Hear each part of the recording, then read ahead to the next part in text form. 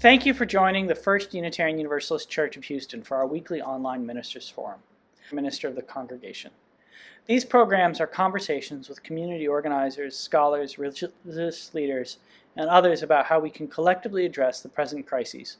Their purpose is to offer members of our community, and all who wish to join us online, science-based resources and liberation-oriented inspiration to get through these difficult times. Today I'll be talking to Omowale Luthuli, an international human rights activist and a veteran of the struggles for peace, justice, and democracy during the 1960s and 70s. We'll be discussing the beloved community and reimagining the United States. Mr. Luthuli was one of the leaders of the struggle to integrate the University of Houston. He graduated from there in 1970 with a BA in political science. He's received numerous local, national, and international awards for his activism. Mr. Luthuli, thank you so much for joining us, and I'm wondering if you could just start out by talking about how you understand the beloved community. Thank you so much, and also would like to say thanks to Nancy Edwards and a host of peace and human rights activists that I have known for the past 40 years associated with the Unitarian Church. I understand the beloved community as the next step in the emergence from the chaos that took place in the 1960s and many of the years that predated the 1960s.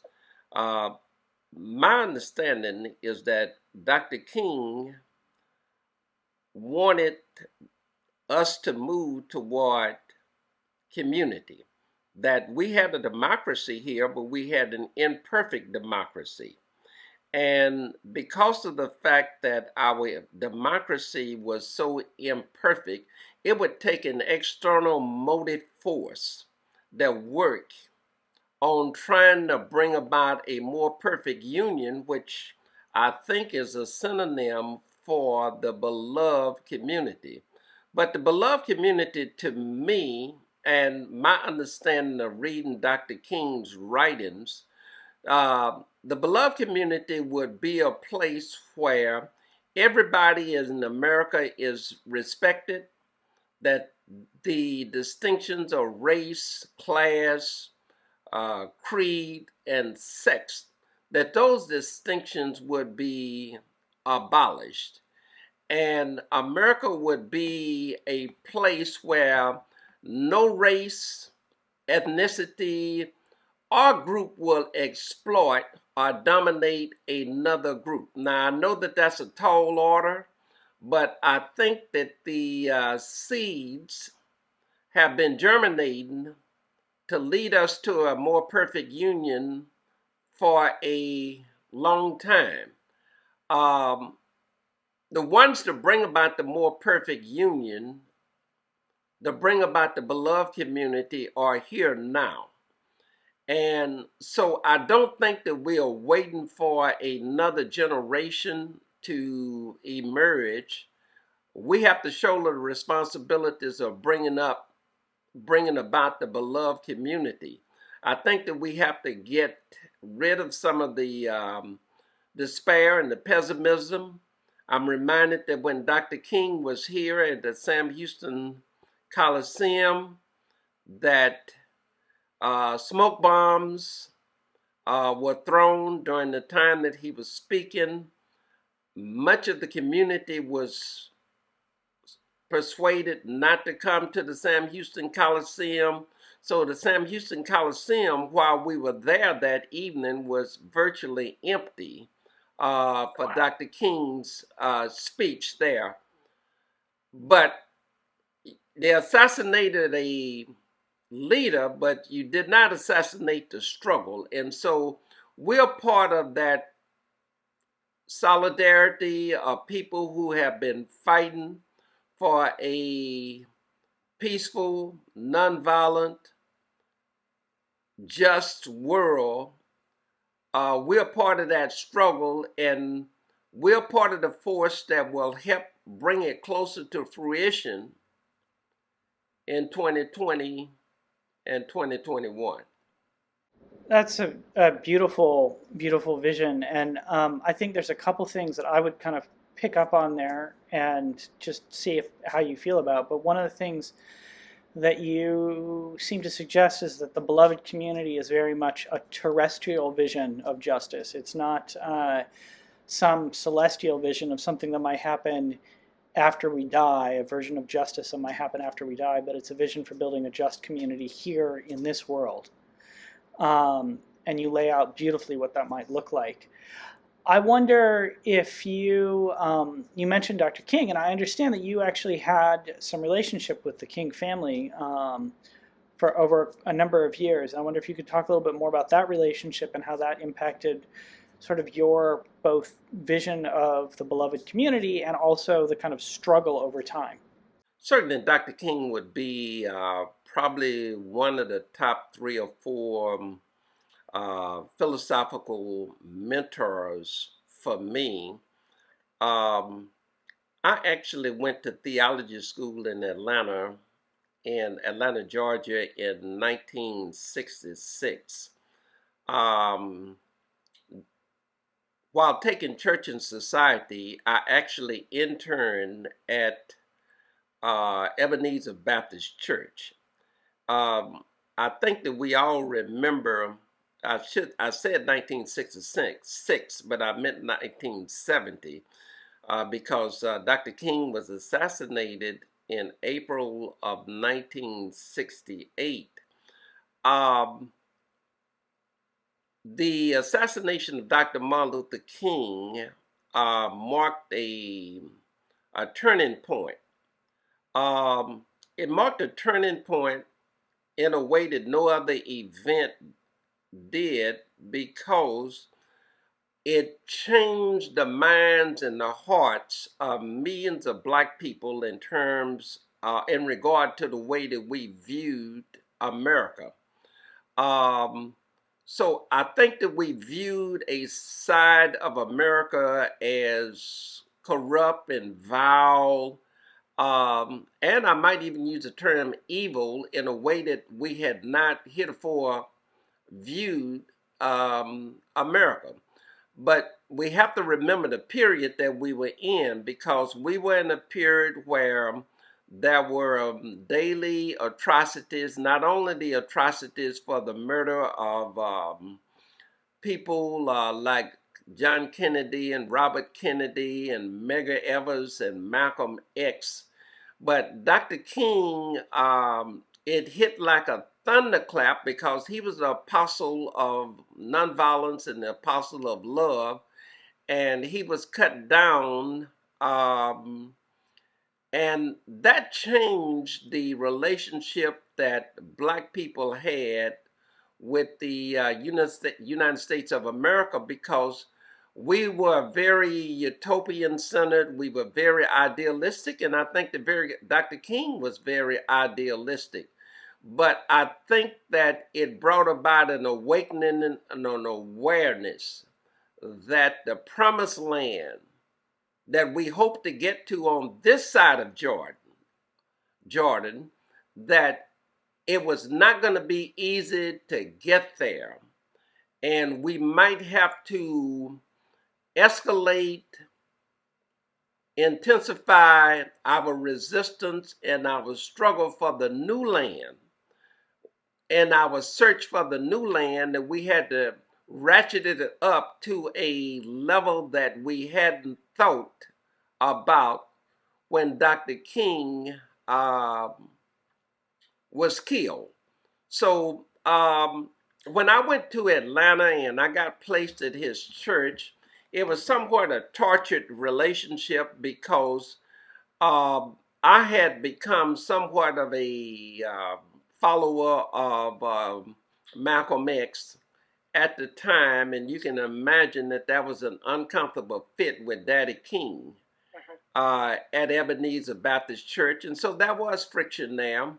Probably, I guess about 15 years later, the older King daughter was part of the delegation that went to the Soviet Union for the 40th anniversary of the end of World War II and the defeat of fascism. And so we spent a little time together, especially in trying to figure out how we could help the refuseniks. But I think that many of us who are veterans of the 1960s, we probably can remember the very day that Dr. King gave his anti-war speech at Riverside United Methodist Church in New York City, because we were mobilizing against the Vietnam War. And a lot of people did not know it, but the Student Nonviolent Coordinating Committee, and I was part of Friends of SNCC, not SNCC, but the Friends of SNCC and the Student Nonviolent Coordinating Committee had already taken a strong anti-war position. But when Dr. King gave his speech at Riverside Church, deploring the war and the recklessness of the military machine that would lead to the death of 1 million Vietnamese and cost maybe 55, 60,000 Americans. This was an event that increased the global awareness of our kinship with oppressed and exploited people throughout the world. So, I mean, you sort of paint right there a very vivid picture of kind of through your biography of the trajectory, well, against racism and white supremacy to understanding it as an international struggle. And I know that you were not only involved in the civil rights movement, but that you took the insights and the work that you did in the civil rights movement to then become an anti-apartheid activist. So I wonder if you could talk a bit about kind of the connections between apartheid in South Africa and in the United States, and what led you to be in South Africa, and some of the things that you did around organizing around South Africa and ending apartheid there. So I was 12 years old when the Sharpsville massacre took place. That was in April of 1960. And although I was 12 years old, I would read newspapers like the Pittsburgh Courier, and I got an understanding of what was happening in South Africa when the Sharpsville massacre took place, and I knew that the United Nations deplored the killing that took place at the Sharpsville massacre. That is when I first became acquainted with Chief Albert Luthuli and began to really study what was going on in South Africa. But I also want to mention that that particular time, there were many African nations that were still under the domination of the European powers, including the Portuguese-dominated nations, which were Angola and Mozambique and Guinea-Bissau. Those nations were still under the domination of white supremacy and European domination. And so what would happen is that when the representatives from Africa would come to the UN and they would go on nationwide tours, we had started a movement called the Movement for Freedom in South Africa, which evolved into the Southern Africa Task Force. So when those liberation representatives would come to Houston, Texas, a lot of times they would stay with me at my house, and also they visited and stayed with my friends like Gene Locke. They stayed at his house, and so there we were more or less tutored as to what was happening on the African continent. And so as early as the 1960s, we started making plans to bring international pressure to complement the national liberation struggle that was taking place in South Africa. And we managed to, through the formation of many organizations, we managed to pull together a movement here in the United States that first smashed this conception of black people as colored people or Negroes, and we fully understood that we are an African people. And at that particular point, we began to identify with the struggles that were going on against white domination. I'm going to say not only South Africa, in Southern Africa. So we formed support committees. We raised money to support the struggles that took place there in Southern Africa. South Africa is a special. I've been to South Africa. I want to say maybe 5 times, 4 or 5 times. I've been to South Africa. I've taken 3 groups of students to South Africa to build solidarity between youth here and youth in South Africa. And so we were able to look at the similarities between what I'm going to call American style apartheid, which was the segregated system in the United States, and the kinship to the system that was in South Africa. We were told that the fight against the fight for civil rights, the fight for more democracy in the United States, that it had a profound effect on the struggle that was launched and built in South Africa. And so that was a very strong linkage between our struggle in the United States and the struggle in South Africa. But one thing that is very clear, we always saw the struggle in this country, and they saw the struggle in South Africa as being a non-racial struggle in its final analysis. In other words, it was a struggle where South Africa would belong to all of the people. And that includes the white people that were in South Africa. And so we had unity on the fact that we were both in pursuit of a non-racial democracy.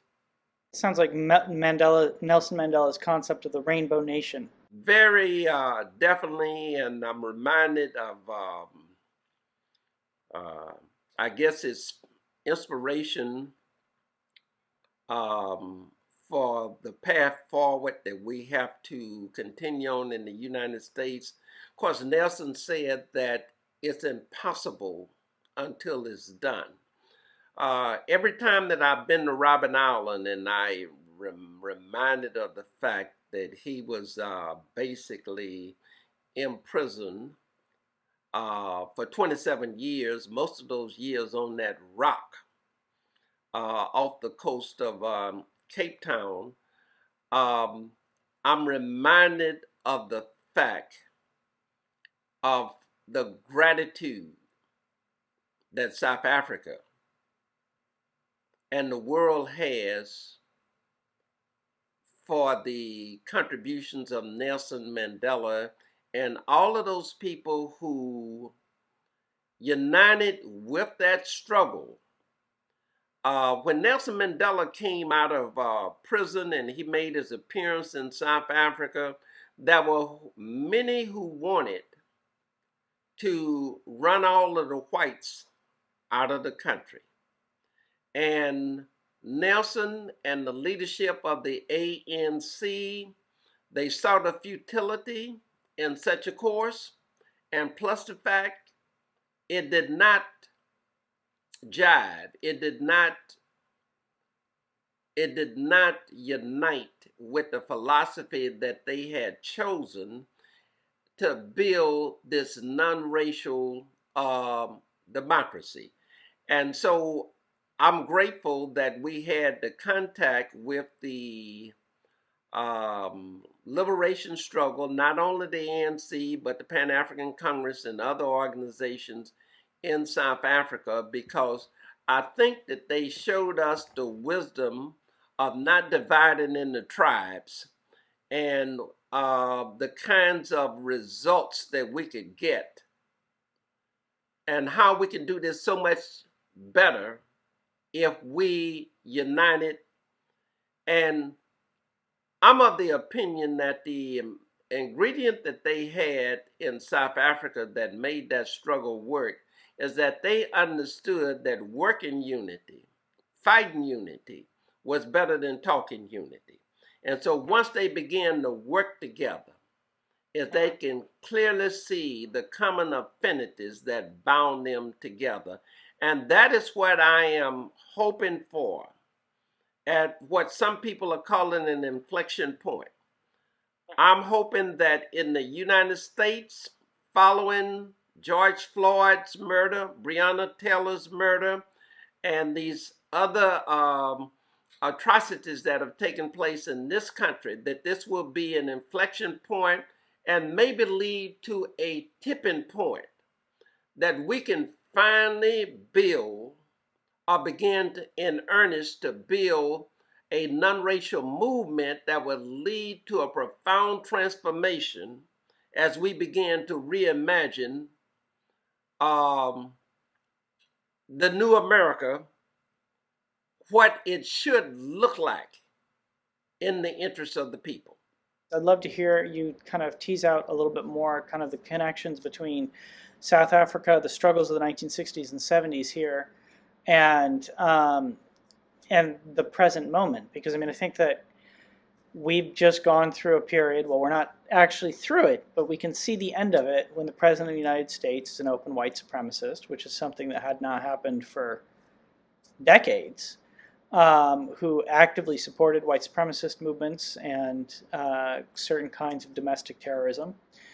And, we're now at a moment where we're going to see a different kind of moral tenure in the presidency and how that impacts the country.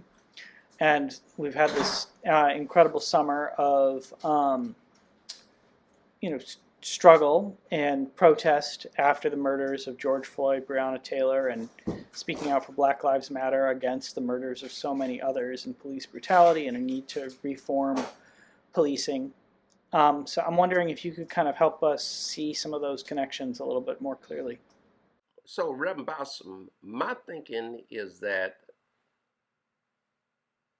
having this white supremacist in the executive office in the land, and by virtue of the fact that you had 70 million people to vote for him, we are now seeing the dark underbelly of America that was already there, but it needed this fake populist to basically tease this dark underbelly out.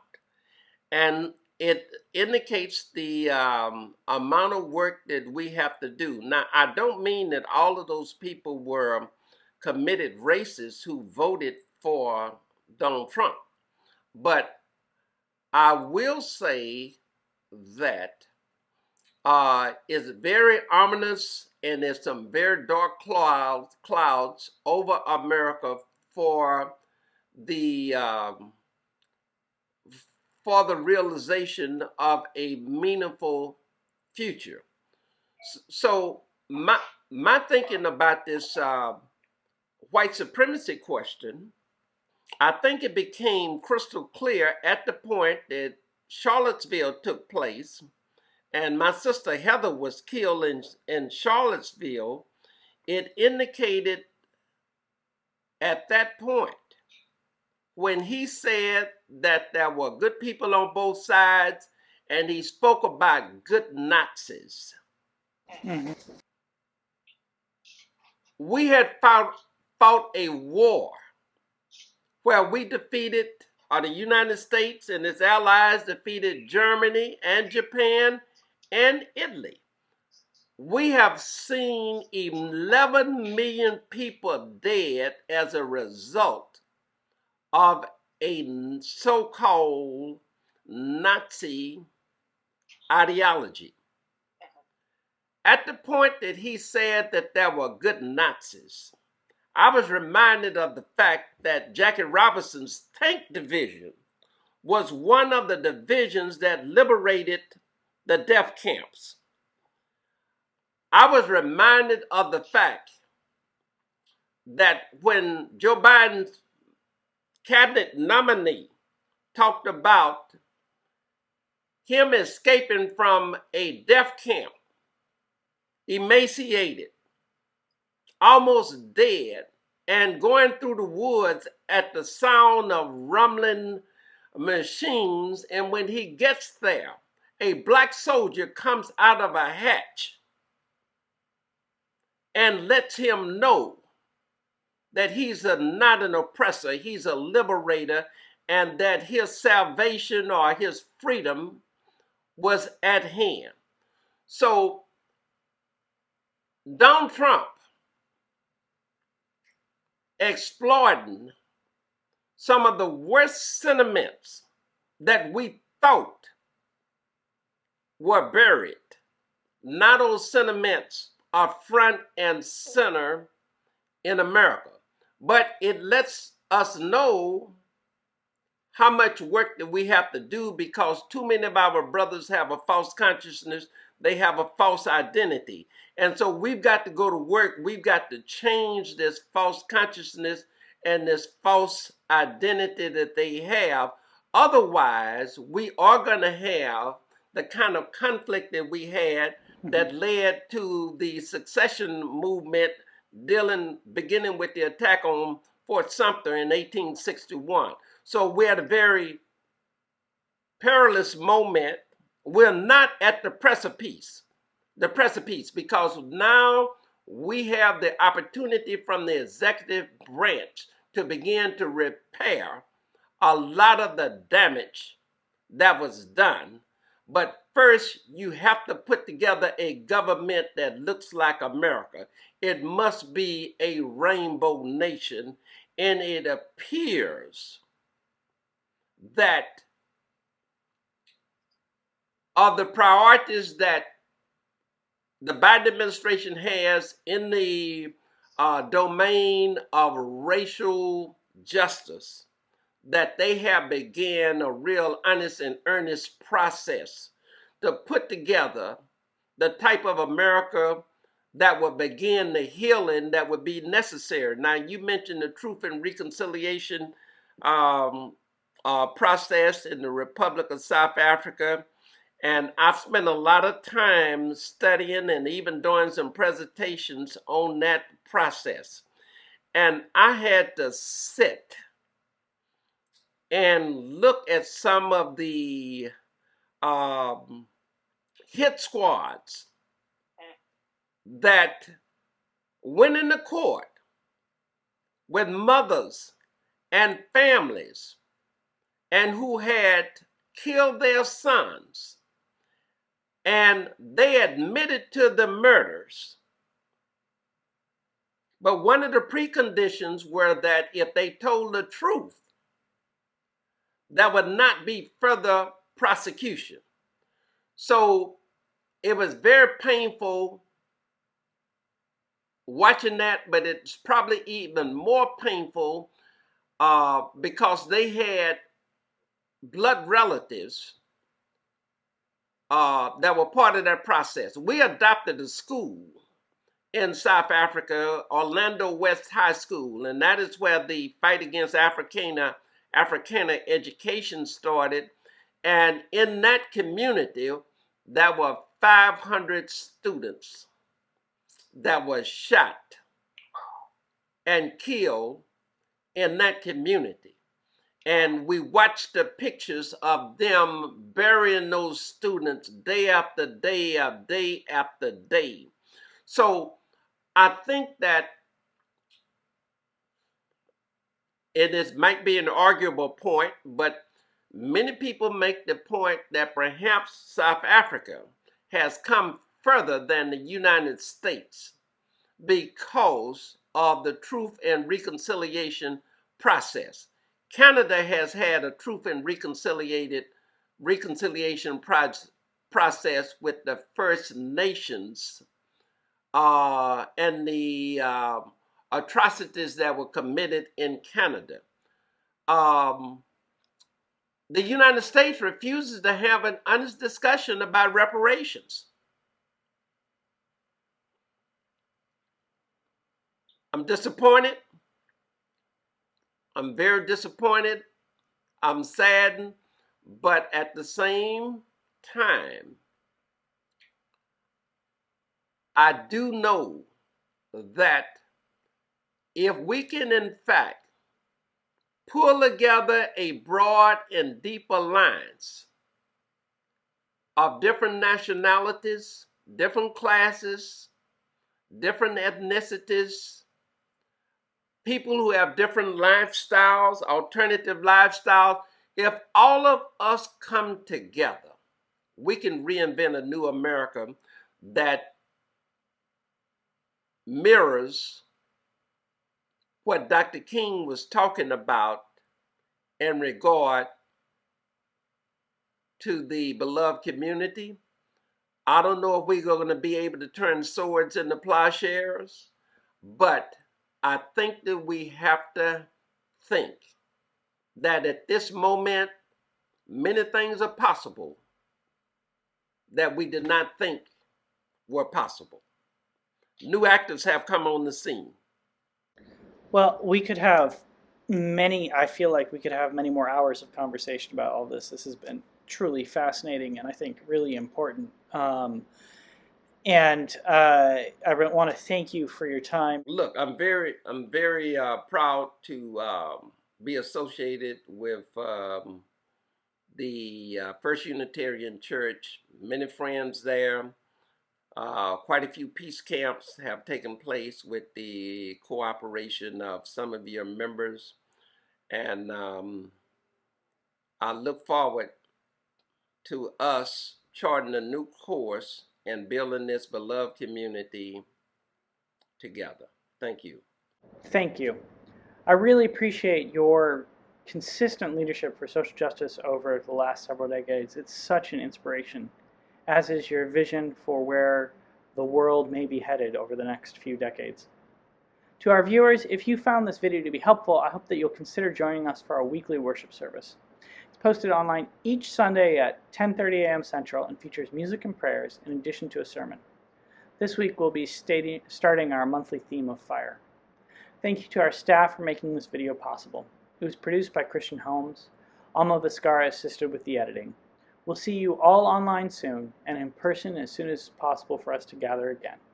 And please remember that no matter how isolated you feel, we are all in this together.